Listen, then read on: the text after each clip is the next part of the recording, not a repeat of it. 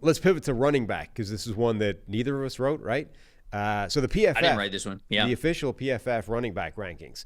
Christian McCaffrey, number 1. I think that will be fairly inarguable at this point. Derrick Henry, number 2. Jonathan Taylor, number 3. Nick Chubb, number 4. Bijan Robinson, number 5. Saquon Barkley, number 6. Breece Hall from the Jets, number 7. Aaron Jones, number 8, now the Minnesota Vikings. Jahmyr Gibbs, number 9. And Josh Jacobs, number 10. So what does your top 5 look like relative to this? So I have CMC at number 1. I mean, McCaffrey at number 1 to me, again, like you said, like inarguable. I still have Derrick Henry at number 2. I think Derrick Henry had like quietly a great year last year. I don't think a lot of people really paid attention to Henry last year just because the Titans really weren't making a lot of noise. A lot of headlines were, what Levis was doing with that team and, how it was up and down. So I think that Henry still had a fantastic year. I'm excited to see him in Baltimore.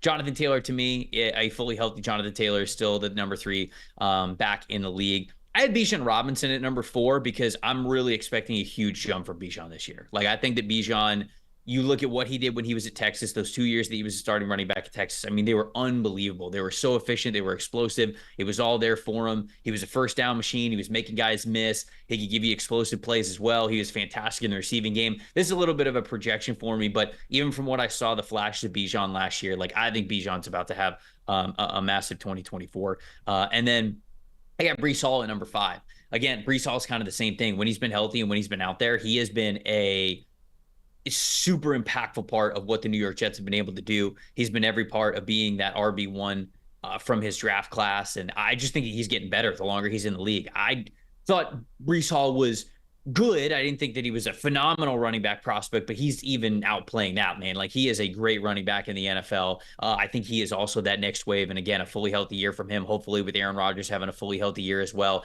The offensive line, you hope, is going to be better in New York too. So, but even with a subpar offensive line, Breece Hall was able to show you some magic over the last couple of years. So to me, his success level, where he's going, that trajectory, I got him at number 5. I would love to have Nick Chubb in this list because Nick Chubb, when he is fully healthy, has been one of the best backs in the NFL. How much wear and tear can the guy take? I mean, he's suffered 2 gruesome leg injuries now, one in college, and now he's coming off of one from Cleveland. So I would love to have him in this list. I don't know what we're getting coming off what looked like a terrible, terrible injury last year. Yeah, that's the thing for Nick Chubb. Like, if the injury didn't happen, if you were just talking about a healthy Nick Chubb, he might be the best running back in the NFL. He'd certainly be up there with McCaffrey and Henry in that top 3. But his injury, the injury that he suffered, was so gruesome and devastating that we don't know what he is coming back at this point. Like, he might come back and look like the same guy, but it would be, I think, fairly unusual if he was able to. I mean, we're talking about guys, Jonathan Brooks fell in the draft because he suffered a relatively routine knee injury. Blake Corum fell in the draft because after coming back from a relatively minor knee injury, he didn't look like the same guy. Nick Chubb's entire knee, is in pieces or was in pieces, leg pointing in, the wrong direction. Like, you would assume the baseline expectation is that he's not going to look like the same guy, at least in year 1. So, I think you have to almost put him like an asterisk on his name off to the side somewhere and say, we don't know what he's going to look like yet. But healthy Nick Chubb is one of the best running backs in the NFL. I'm with you on Derrick Henry. I think he still showed, like, all that happened last year, and not just last year, but the last couple of years, is the Titans' offensive line became the worst offensive line in the NFL. So McCaffrey had like 300 more yards than Derrick Henry last year, but Henry actually had 1 more yard before contact, or yard after contact, rather. Like, he is still doing Derrick Henry things. It's just that the offensive line no longer functions the way it used to. So he doesn't, lead the league with 1,800 rushing yards and, all those kinds of things. He has to work harder for the yardage because the blocking stinks. Right. And I agree, Breece Hall is an absolute star. He's my number 3 running back. I think I might be most comfortable with him as the 3rd best guy at this point. The one other name I had in there in my top 5 that you didn't was Aaron Jones.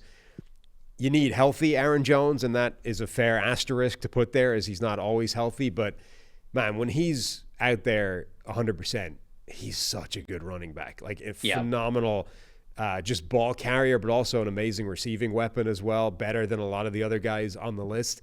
I'm kind of excited to see what he does for the Vikings, and maybe they will give him more of a bell cow role, whereas Matt LaFleur likes to kind of split the workload in Green Bay. I think he's incredibly efficient. Like, he is, to me, such a smooth runner. I feel like he's been underrated for a while. I think over the last 2 years, I would say it feels like he's getting a little bit more public praise for just like how good he is when he is healthy. So we've heard his name a lot more, but I don't hate him in the top 5. I would have him probably top 10, not quite top 5, obviously doing this top 5 list here, but he'd be comfortably a top 10 back for me. So I could definitely understand you seeing something that you love from him and how efficient he has been at times when he has been out there. So I get it. I wouldn't have him in the top 5, but I get it. All right. We want to hit offensive tackle, and then we'll move to some breakout candidates before. It's going to be a tight enough show today, short enough show, because we got to get Trevor out to the real big hitters of today. Trevor has now expanded beyond the orbit of the PFF NFL podcast. Where are you going later, Trev? Where are you going to be appearing?